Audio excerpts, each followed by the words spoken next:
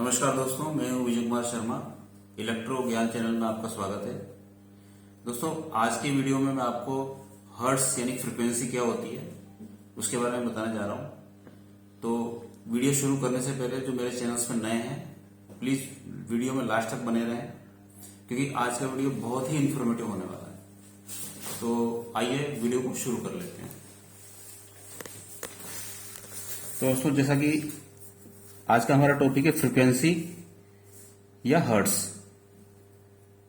तो इस वीडियो में हम ये देखेंगे कि फ्रीक्वेंसी जो कि हम इंडिया में हम 50 हर्ट्ज, अब इसको हर्ट्ज क्यों कहते हैं इसके बारे में मैं आपको बताऊंगा। और यूएसए या यूरोपियन कई देशों में आज भी हम फ्रीक्वेंसी देखते हैं, वहां पे 60 हर्ट्ज यूज की जाती है। तो हम इस फ्रीक्वेंसी पे डिस्कस करने से पहले हम थोड़ा सा इसके बैक में चलते हैं, यानी इसके इतिहास में चलते हैं कि ये इलेक्ट्रिसिटी की शुरुआत कैसे हुई। तो दोस्तों, यहां से मैं बताना चाहूंगा आपको 4500 बीसी से 3000 बीसी,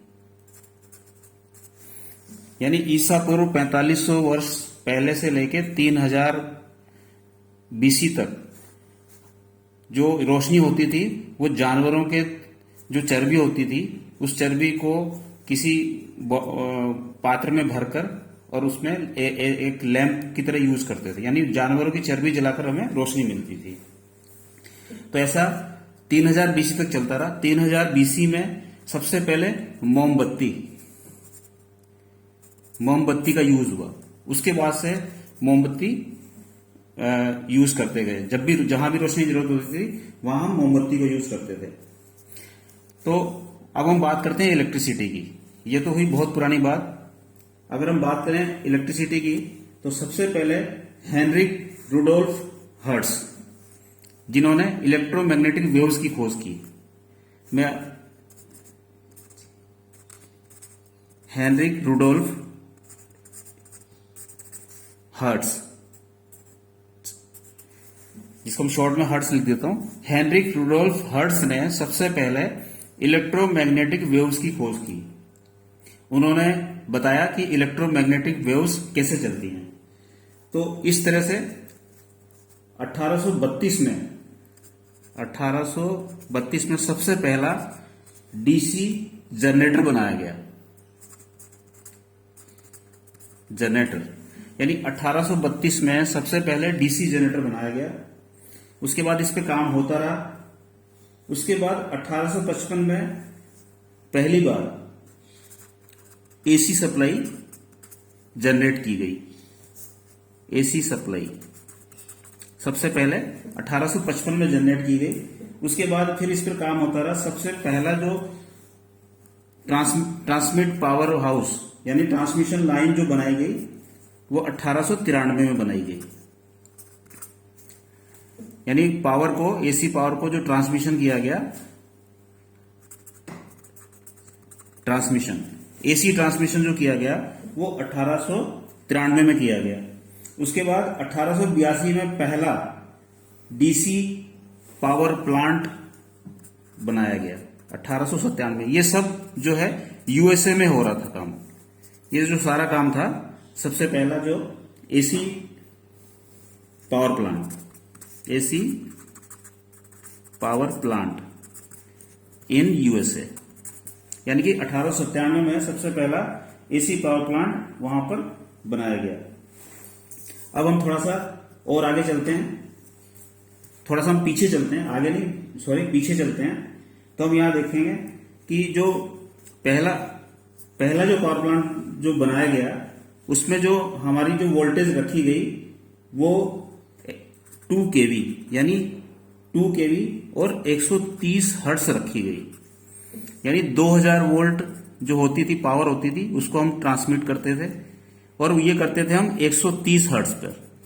लेकिन इसमें क्या होता था कि फ्रीक्वेंसी ज्यादा होने से हमें पता है जितनी ज्यादा फ्रीक्वेंसी होगी उसी के अकॉर्डिंग लॉसेस बढ़ जाएंगे। तो फिर उस समय के वैज्ञानिकों ने देखा कि अगर फ्रीक्वेंसी को कम किया जाए तो हम लॉसेस से बच सकते हैं। तो इस पे काम होता रहा। उसके बाद 1885 में 1885 में पहला फर्स्ट ट्रांसफार्मर का निर्माण किया गया 1885 में, जो कि 2000 वोल्ट को 100 वोल्ट और 40 हर्ट्ज यानी 40 हर्ट्ज फ्रीक्वेंसी पे 100 वोल्ट वो पावर सप्लाई देता था सेकेंडरी साइड में। लेकिन इसमें भी देखा, वैज्ञानिकों ने देखा उस समय कि अगर हम फ्रीक्वेंसी को थोड़ा सा बढ़ा दें तो बहुत हमें इसमें लॉसेस से हम थोड़ा सा बच सकते हैं, प्लस हमें ट्रांसमिशन में भी प्रॉब्लम नहीं होगी। तो उसके बाद इन्होंने 1888 में वैज्ञानिकों ने पहली फर्स्ट पॉलीफेज मोटर, यानी जो एक के अलावा 2 या 3 फेज, दो फेज से चलती थी मोटर, सिंगल फेज से और डबल फेज से चलती थी, पॉलीफेज मोटर बनाई।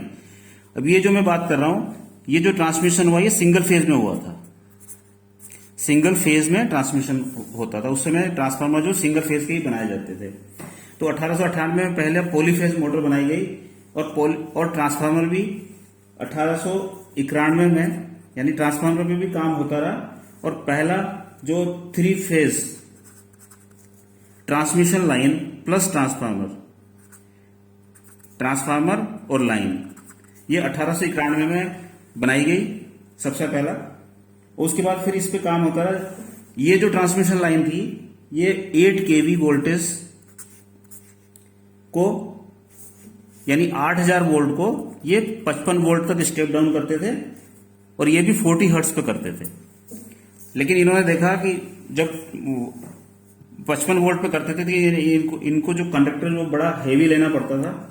उस समय क्या होता था कि सिर्फ 1 किलोमीटर लाइन के बाद हमें एक पावर हाउस लगाना पड़ता था, क्योंकि कंडक्टर का रेजिस्टेंस बहुत ज्यादा होता था। ये 1 किलोमीटर दूरी है।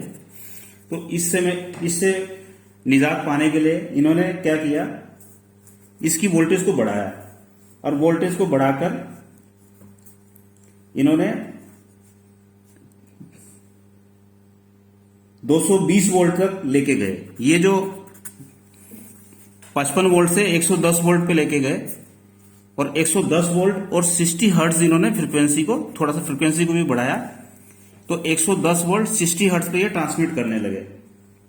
अब बात आती है कि वहां एक 60 हर्ट्ज पे ट्रांसमिशन हो रहा था, लेकिन हमारे यहाँ इंडिया में, अब हम बात करते हैं इंडिया में जो पहला पावर प्लांट लगाया गया, वो सबसे पहला पावर प्लांट लगाया गया 1897 में। 1897 में दार्जिलिंग में सबसे पहला पावर प्लांट इंडिया में लगाया गया, जो कि वहां से, क्योंकि दार्जिलिंग जो था अंग्रेजों का एक हिल स्टेशन था, गर्मी में वो लोग वहां रहते थे, तो वहां पर उन्होंने सबसे पहला पावर प्लांट वहीं पे लगाया। और ये माना जाता है कि इंडिया का सबसे पहला जो पावर प्लांट है वो दार्जिलिंग में लगा। लेकिन उस समय यूएसए, क्योंकि ब्रिटिश जो गवर्नमेंट थी उनका कई देशों पर अधिकार था, तो वो हमेशा यूएसए के अगेंस्ट सोचते थे और यूएसए के अगेंस्ट ही काम करते थे। तो उन्होंने देखा कि अगर यूएसए 110 वोल्ट 60 हर्ट्ज पे ट्रांसमिट कर रहा है, तो इन्होंने क्या किया, 220 वोल्ट और 50 हर्ट्ज। इसमें फायदा क्या था कि अगर फ्रीक्वेंसी बढ़ते हैं तो लॉसेस भी बढ़ते हैं। जैसे ट्रांसफार्मर में एडी करंट लॉस है, हिस्टेरेसिस लॉस है, आयरन लॉस है, कॉपर लॉस है, ये बढ़ जाते थे। तो उनके वैज्ञानिकों ने इस पर काफी रिसर्च किया। उसके बाद इन्होंने पाया कि अगर हम 220 वोल्ट और 50 हर्ट्ज फ्रीक्वेंसी रखें तो हमारे लॉसेस भी कम हो गए और वोल्टेज बढ़ने से हमारा जो ट्रांसमिशन लाइन के जो कंडक्टर है उनका साइज भी कम हो जाएगा, क्योंकि हमें पता है वोल्टेज बढ़ने से करंट कम हो जाता है। तो कंडक्टर कम होने से, साइज कम होने से उनका खर्चा भी कम हो जाता, जो लाइन पे एक्सपेंसेस भी कम हो रहा था, तो उनका जो लाइन जो कॉस्टिंग है वो काफी कम हो जाती थी। तो इसलिए इन्होंने 220 वोल्ट 50 हर्ट्ज ही इंडिया में रखा और आजादी के बाद भी हमने इसी को अपनाया रखा। जो अंग्रेजों ने जो इस पर रिसर्च किया, जो भी इंफ्रास्ट्रक्चर डेवलप किया, हमने उसी को फॉलो किया और हमारे यहाँ पे ये सप्लाई जो अभी भी हम 220 वोल्ट 50 हर्ट्ज ही यूज करते हैं, जबकि यूरोप के कई देशों में, यूएसए के कई देशों में 110 वोल्ट 60 हर्ट्ज पे यूज किया जाता है। तो दोस्तों ये तो था एक इतिहास। अब हम डिस्कस करते हैं कि फ्रीक्वेंसी जो है वो हम 50 हर्ट्ज ही क्यों रखते हैं। तो आपने देखा होगा, मैं एक साइनोसॉइडल वेव बना रहा हूं, ये माइनस है, ये प्लस है, इसी तरह से ये प्लस है, ये माइनस है, यानी यहां से यहां तक ये एक साइकिल पूरा हो रहा है। दोस्तों ये अगर मान लो ये वोल्टेज है, साथ ही ये करंट भी चलता है इसके साथ साथ। अब कई बार हमने देखा होगा, एक हमारे सामने क्वेश्चन आता है कि पावर फैक्टर का। तो दोस्तों ये वोल्टेज की साइनोसॉइडल वेवफॉर्म है और ये करंट की साइनोसॉइडल वेवफॉर्म है। लेकिन अगर मैं यहां पर देखूं तो दोनों ये साथ साथ चलती हैं। जब कभी वोल्टेज और करंट का जो साइनोसॉइडल वेव है ये आगे पीछे होता है, तो हमारा जो पीएफ है वो या तो प्लस में होता है यानी बढ़ता है, या माइनस में होता है। तो लेकिन हम यहां पे बात कर रहे थे हर्ट्ज की, कि हर्ट्ज का मतलब क्या है। तो अगर हम इस साइनोसॉइडल वेव में देखें तो 60 या 50 हर्ट्ज, ये 50 हर्ट्ज का मतलब है कि ये जो साइनोसॉइडल वेव है यानी ये करंट का जो फॉर्म है, ये 1 सेकंड में 50 बार अपनी दिशा को चेंज कर रहा है। और ये होता ओनली एसी में है, क्योंकि डीसी सप्लाई में फ्रीक्वेंसी नहीं होती है। ये हमें पता है, कई लोगों को नहीं पता होगा तो आज पता लग गया होगा कि जो हर्ट्ज होती है यानी फ्रीक्वेंसी जो होती है ओनली एसी में होती है, डीसी में नहीं होती है। तो यहां पर जैसा कि हमने देखा कि एक ये यहां से साइकिल चला, यहां जाके जीरो हुआ, वापस यहां से जाके यहां जीरो हो गया, यानी ये यहां से पूरा एक साइकिल यहां जाके हुआ। ऐसा ये 1 सेकेंड में 50 बार होता है। अब हम बात करें अगर लैंप की, अब क्वेश्चन ये आता है कि ये फ्रीक्वेंसी हर्ट्ज, इसको कैसे आपने काउंट किया, कैसे आपने देखा। तो एक जो सिंपल लैंप होता है वो अगर मान लीजिए 220 वोल्ट, उस पर लिखा होता है 50 हर्ट्ज। हम अपने घरों में कई मिक्सी है, फ्रिज है, यानी मोबाइल का चार्जर भी, उस पर भी 50 हर्ट्ज लिखा होगा। यानी वो जो करंट की जो दिशा है वो 1 सेकेंड में वो 50 बार अपनी दिशा को चेंज करता है। अब इसको देखें कैसे, तो आपने देखा होगा इंडस्ट्री में एक इक्विपमेंट्स होता है वीएफडी, आपने सुना भी होगा वीएफडी, जिसको हम एसी ड्राइव भी कह देते हैं, एसी ड्राइव। ये एसी ड्राइव हर्ट्ज पे काम करती है। अब मान लीजिए इससे कोई मोटर कनेक्ट है, या हम यहां क्या करते हैं, हम एक लैंप कनेक्ट कर देते हैं, ये एक लैंप कनेक्ट कर देते हैं, ठीक है। अब ये 50 हर्ट्ज पे इससे रोशनी आ रही है। अगर हम इसकी फ्रीक्वेंसी को डाउन कर 5 हर्ट्ज या 4 हर्ट्ज पे लेके अगर आ जाएंगे तो आप देखेंगे ये बल्ब धीरे धीरे बंद होगा, धीरे धीरे शुरू होगा। यानी ये बल्ब 50 हर्ट्ज पे 1 सेकंड में 50 बार जल रहा है, 50 बार बंद हो रहा है। लेकिन हम अपनी आंखों से इसको देख नहीं सकते, क्योंकि ऐसा 50 बार सिर्फ 1 सेकंड में हो रहा है। तो अगर हम इसकी फ्रीक्वेंसी को कम करके 5, 4 या 2 या 3 पे भी लेके आएंगे, हर्ट्ज पे लेके आएंगे, क्योंकि वीएफडी से हम जितनी चाहे उतनी फ्रीक्वेंसी को कम कर सकते हैं और जितना चाहे उतना बढ़ा सकते हैं, जो इसकी रेंज होती है। तो अगर हम इसे लैंप को कनेक्ट करेंगे तो हम उस पर क्लियर देख पाएंगे। अगर आपके प्लांट में कहीं वीएफडी लगा हुआ है तो आप वहां पर इसको चेक भी कर सकते हैं। एक फेज और एक न्यूट्रल के बीच में एक सिंगल हेडलैम्प लगाकर आप उसकी फ्रीक्वेंसी को धीरे धीरे कम करते जाएं, तो आप देखेंगे कि जब फ्रीक्वेंसी 5, 4, 3 इस तरह से आ जाएगी तो लैंप धीरे धीरे ऐसे इस तरह से जलेगा, बंद होगा, जलेगा, बंद होगा। और जैसे ही आप फ्रीक्वेंसी को बढ़ाएंगे तो वो वापस उसकी फ्रीक्वेंसी बढ़ती जाएगी, और साथ ही आपको जो वो रोशनी जो है वो क्लॉकवाइज घूमती भी नजर आएगी। तो दोस्तों ये हमने फ्रीक्वेंसी के बारे में देखा कि फ्रीक्वेंसी क्यों यूज की जाती है, हर्ट्ज 50 हर्ट्ज क्यों यूज की जाती है। और जैसा कि मैंने पहले भी आपको दिखाया था, यहाँ पे हमने पूरी हिस्ट्री को देखा कि कैसे कब कब जनरेशन हुआ, कैसे फ्रीक्वेंसी को हमने 60 हर्ट्ज से 50 हर्ट्ज पे लेके आए।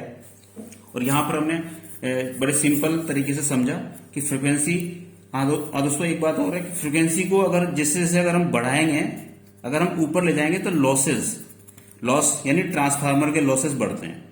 तो इस वजह से भी ट्रांसफार्मर के लॉसेस से बचने के लिए हम 50 हर्ट्ज की फ्रीक्वेंसी को रखते हैं। लेकिन यूरोपियन देशों में, यूएसए में जापान वगैरह ऐसी कंट्रीज में अभी भी 110 वोल्ट 60 हर्ट्ज पे ट्रांसमिशन किया जाता है। तो दोस्तों ये वीडियो था जिसमें कि हमने फ्रीक्वेंसी के बारे में देखा और उम्मीद करता हूँ आपको अच्छा लगा होगा।